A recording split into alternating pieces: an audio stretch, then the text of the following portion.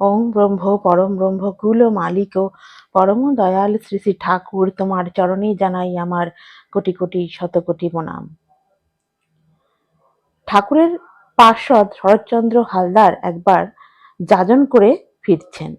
ঠাকুর জিজ্ঞাসা করছেন, আচ্ছা শরৎদা, এরকম কি হয় যে কথা আপনি কানে শোনেননি, যে কথা আপনার মনে জাগেনি, যে কথা আপনি পড়েননি, আগে কখনো বলেননি, যাজনের সময় তেমন কথা ভেতর থেকে বেরিয়ে আসে? যাজন করতে গিয়ে আমরা দেখি আমরা হয়তো প্রথমে ভাবি যে কিছু বলতে পারবো না তাকে, যাকে যাজন করছি, কিভাবে আমি শুরুটা করব। কিন্তু যখন দেখবেন যাজনটা আমরা করতে যাচ্ছি, দেখবেন ভিতর থেকে কে যেন আপনাকে কথাগুলো বলিয়ে দিচ্ছে যে এইভাবে যাজন করলে ঠিক দীক্ষাটা হয়তো তিনি নিয়ে নেবেন। তো ঠাকুর একদিন সেরকমই শরৎচন্দ্র হালদারকে জিজ্ঞাসা করছেন। তখন শরৎচন্দ্র বলছেন, আজ্ঞে ঠাকুর, একদম এমনই হয়, কে যেন ভেতর থেকে কথা যোগান দেয়। ঠাকুর বলছেন, ওই ওই ওই তিনিই তো যোগান দেন। একবার ননীগোপাল চক্রবর্তী যাজন পরিক্রমায় গেছেন। দূর সম্পর্কীয় এক কাকার বাড়িতে সেদিন রাত্রিবাস করবেন। রাত্রে অনেক কথা হয়েছে, তার মাঝে ঠাকুরের কথাও উঠেছে। ননীদার কাকা সব শুনে ঠিক করলেন যে দীক্ষা নেবেন। তো পরের দিন যখন ননীদা চলে যাবেন, তখন তিনি বললেন যে ননী, তোমার কাকিমা আর আমি দীক্ষা নিতে চাই। ননীদা দীক্ষার আসন টাসন সাজিয়ে দিলেন। আসনে বসে সেই কাকা বলছেন, আচ্ছা ননী, সম্পর্কে তো আমি তোমার কাকা হই, তুমি আমার ভাইপো, তুমি কিভাবে আমাকে দীক্ষা দেবে? তখন ননীদা বলছেন, শুনুন কাকা, মহাভারতের কথা বলি। কুরুক্ষেত্রে যুদ্ধ শেষ হয়েছে, কিন্তু অর্জুনের পুত্রশোক আর শেষ হয় না। শ্রীকৃষ্ণ দেখলেন এই যদি ওর অবস্থা হয় তাহলে তো কোনোদিন মূর্ছা যাবে। তিনি অর্জুনকে বললেন, চলো তোমাকে চন্দ্রলোকে নিয়ে যাই, অভিমন্যুর কাছে। অভিমন্যু মর্তলোক থেকে গিয়ে তখন চন্দ্রলোকের রাজা। কৃষ্ণ আর অর্জুনকে দেখে আপ্যায়ন করল সে। অর্জুন বললেন, পুত্র, তুমি চলো আমার সাথে, মর্তে ফিরে যাবে। আমি আর সইতে পারছি না এই পুত্র শোক। তখন অভিমন্যু বলছেন, পিতা, বিগত 7 জন্ম ধরে আপনি আমার পুত্র হয়ে জন্মেছিলেন, আর আমি আপনার পিতা। আর প্রত্যেকটি জন্মে আপনি আমার আগেই মারা গেছেন, আর আমি পুত্র শোক সয়েছি। আর আপনি এই একটা জন্ম পুত্র শোক সইতে পারছেন না? তারপর ননীদা বলছেন তার কাকাকে আর কি, শুনুন কাকা, সম্পর্কে এই জন্মে আপনি আমার কাকা হয়ে জন্মেছেন, কিন্তু ধরে নিন না বিগত 7 জন্মে আমিই আপনার কাকা ছিলাম, তাহলেও কি আপনি দীক্ষা নিতে পারবেন না? এই কথা শোনার পর ননীদার কাকা দীক্ষা নিয়ে নিলেন। এবারে মজার কথাটা হলো, এই যে ননীদা যে গল্পটা এতক্ষণ শোনালেন ননীদার কাকাকে, গল্পটা কিন্তু মহাভারতের কোথাও নেই, না ভাগবত কথায় আছে। সম্পূর্ণ একটা বানানো গল্প ননীদার পেট থেকে বেরিয়েছিল। তাহলে যোগানদার সেই একজনই। তার মানে কি, যাজন করতে হবে এবং যাজনের যে উপভোগটা সেটাও করতে হবে। যতক্ষণ ঠাকুরের কথা বলবো ততক্ষণ আমাদের মধ্যেই তিনি অবস্থান করবেন। মানে যাজনের সময় যখন আমরা ঠাকুরের কথা বলে যাজন করি, দীক্ষা নেবার জন্য যাজন করি, তখন কিন্তু ঠাকুর সেখানে এসে উপস্থিত হন। হরিনন্দন প্রসাদদাকে ঠাকুর একদিন বললেন, হরিনন্দন, যখনই আমাকে কেউ ডাকবে সমর্পণের সাথে আমি এসে উপস্থিত হব, আমি তার পাশে এসে দাঁড়াবো। হরিনন্দন দা বললেন, কেন সামনে এসে দাঁড়াবেন না কেন? ঠাকুর বললেন, প্রয়োজন হলে তাও। তখন হরিনন্দন দা কাগজ কলম নিয়ে কথাটা লিখে নিচ্ছিলেন। ঠাকুর বললেন, এটা প্রাইভেট। আসলে ঠাকুর তো একটু হাসি মজা করতেন, তো নিজেই নিজের স্বরূপ ব্যক্ত করবেন, আবার বলবেন প্রাইভেট। এই যে এতক্ষণ যে বললাম, ঠাকুর বলছেন যে যাজনের সময় আমি উপস্থিত থাকি, কেউ যদি আমাকে মন ভরে ডাকে তার সাথে আমি আমি এসে উপস্থিত হই, তার পাশে এসে দাঁড়াই। আমাদের দেশে এরকম অনেক মেয়েদেরকে নিয়ে অনেক রকমের কাণ্ড ঘটেছে, নির্ভয়া কাণ্ড হয়েছে দেশে। আবার আমি আপনাদের একটা ভিডিওতে শেয়ার করেছিলাম যে একটি মেয়ে রাত্রের বেলায় বাড়ি ফিরছে অটোতে একা, এবং কিন্তু ঠাকুরকে সমানে নাম ডেকে যাচ্ছিল, সমানে নাম করতে করতে সে বাড়ি ফিরেছিল। তখন অটো চালক দেখছে পিছন ঘুরে ঘুরে যে দুজন বসে আছে, কিন্তু মেয়েটি সমানে হাত জোর করে, দু হাত জড়ো করে নাম করে যাচ্ছিল ঠাকুরের। মেয়েটি তো একা, মেয়েটি তো জানে একা। তখন মেয়েটি যখন নিচে নেমে গেল, মানে বাড়িতে নামলো, তখন সে নিজের ভাড়ার টাকাটা দিয়ে চলে গেল। এই গল্পটা আমি শেয়ার করেছি আপনাদের সাথে, দেখে নেবেন একটি ভিডিওতে। এবং তারপরে ট্যাক্সি ড্রাইভার তো ওর পিছন পিছন ছোটে যে একজনের ভাড়া কেন দিল, দুজন এসছে। তখন ঠাকুরের ফটো দেখে বলছে এই ভদ্রলোক তোমার সাথে এসছে।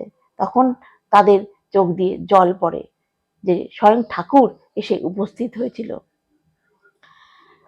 তো ডাকতে হবে এমন করে, দু হাত জড়ো করে, যেরকম দ্রৌপদীর বস্ত্রহরণের সময় দ্রৌপদী দু হাতে কাপড় ধরে বলছে রক্ষা করো কৃষ্ণ, হলো না কিছু।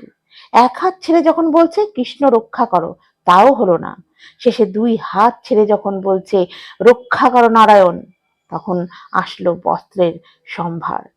মেয়েটিও ওই রকম করেই হয়তো ডেকে চলেছিল অন্তরে। তো একটি পাহাড়ি জায়গা, এখানে একটা সুন্দর ঘটনা বলবো যে ঠাকুর যে স্বয়ং উপস্থিত হয় তার একটি জলজ্যান্ত ঘটনা। তো অনেকে বিশ্বাস করে না যে ঠাকুর কি উপস্থিত হয়, কিন্তু এই ঘটনাটা শোনার পর, বা এই যে অটো চালকের ঘটনাটা শোনার পর কিন্তু বিশ্বাস করতেই হয়। যারা ঠাকুরের দীক্ষা না নিয়েছে, ঠাকুরকে না জেনেছে, ঠাকুরের বইপত্র যারা না পড়ে, তারা কিন্তু ঠাকুরের সম্বন্ধে কিছুই জানেনি। ঠাকুর যে স্বয়ং এসে উপস্থিত হয় এবং সাহায্য করে, সেইভাবেই ঠাকুরকে ডাকতে হবে। যেরকম দ্রৌপদী ডেকেছিল দু হাত তুলে কৃষ্ণ রক্ষা করো, মন দিয়ে, অন্তর দিয়ে, কোনো দিকে না তাকিয়ে সে এক মনে কৃষ্ণকে ডেকে গিয়েছিল, এবং কৃষ্ণ বস্ত্রের সন্ধান এবং বস্ত্রের সমাহার করে দিয়েছিল, তাকে সাহায্য করেছিল বস্ত্র দিয়ে। সেরকম একটি ঘটনা আমি বলছি। একটি পাহাড়ি অঞ্চল, সেখানে এক সাদাসিধে বুড়িমা থাকেন। তার এক ফালি জমি ছিল শুধু, আর কিচ্ছু না, না পরিবার না কেউ, শুধু ওই জমির উপর দাঁড়িয়েই তার চলে। সেবার পুরো গ্রামের সমস্ত জমির ফসলে পোকা লেগে গেছে। বুড়িমা ওই দ্রৌপদীর বস্ত্রহরণের মতো সম্পূর্ণ সমর্পণ নিয়ে একমাত্র ঠাকুরকেই ধরেছেন শেষে। কাঁদেন আর বলেন, প্রভু বাঁচাও, আমি খাবো কি সারা বছর। রাত্রিবেলা কেউ নেই ত্রিসীমানায়, দরজায় কড়া নাড়ার আওয়াজ। খুলতেই দেখেন খালি গায়ে ধুতি পরে লম্বা মতন একজন কে দাঁড়িয়ে আছেন, আর জিজ্ঞেস করছেন, এই তোর ক্ষেত কোথায় রে, চল দেখি। ওই যে সামনে, বুড়িমা বললেন। এই বলে বুড়িমা লণ্ঠনটা কোনো রকমে তুলে নিয়ে চললেন ক্ষেত দেখাতে। আর সেই মানুষটি বড় বড় কদম ফেলে সামনে এগিয়ে চললেন। জমির সামনে পৌঁছে তিনি বুড়িকে বললেন, এই তুই বাড়ি ফিরে যা, কাউকে কস না, 3 দিন পরে আসবি, বলেই উধাও। এতক্ষণ সামনে যে মূর্তি ছিল, লণ্ঠনের আলোয় তিনি হয়েছিলেন অনন্ত সূর্য। যেই চলে গেলেন, ওই লণ্ঠনটুকু তখন রাতের অন্ধকারকে আর যেন নেভাতে পারছে না। অন্ধকার গ্রাস করল বুড়িকে, আর্তচিৎকার করে তিনি অজ্ঞান হয়ে গেলেন। গ্রামে পাহারা দিচ্ছিল কয়েকজন যুবক, তার চিৎকার শুনে ছুটে এলো। বুড়ি, তোমার কি হলো, এখানে পড়ে আছো কেন? বুড়িকে তো তিনি কাউকে বলতে বারণ করেছেন, মানে ওই যে সাদা বস্ত্র পরা, পরিধান করা সেই বিশাল লম্বাকার দেহ সেই ভদ্রলোক বলেছিলেন যে তুই বাড়ি ফিরে যা, তুই কাউকে কস না। তো সেই মতো বুড়ি তখন মনে হলো যে এই কথা তো বলতে বারণ করেছেন। তখন বুড়িমা বললেন যে তাই বললেন যে কি জানি বাবা, কি করে চলে এসেছি। 3 দিন পরে বুড়ি খেতে ফিরলেন। আশেপাশে সব ক্ষেতে চারিদিকে শুধু পোকা আর পোকা, কেবল তাঁরই ক্ষেতের ফসলে দুলে চলেছে হাওয়ার তালে তালে। পাশে থাকার সামনে থাকার দুটোরই তিনি প্রমাণ দিয়ে দিলেন, এইটাই হয়, যাজন করলে তাকে উপভোগ করা যায়, তার সঙ্গ লাভ করা যায়। কি সুন্দর এই ঘটনা। তিনি যেরকম বলেছেন এই হরিনন্দন দাকে, যে তিনি পাশেও থাকবেন, দরকার পড়লে সামনে এসেও দাঁড়াবেন। তাই বুড়ির সামনে এসেই কিন্তু ঠাকুর দাঁড়িয়েছিলেন। অতএব আমরা ঠাকুরকে ডাকবো, দুহাত ভরে প্রাণ ভরে ডাকবো ঠাকুরকে, যখন আমরা বিপদের মধ্যে পড়ব। কিন্তু দীক্ষাটা কিন্তু আমাদের নিতে হবে।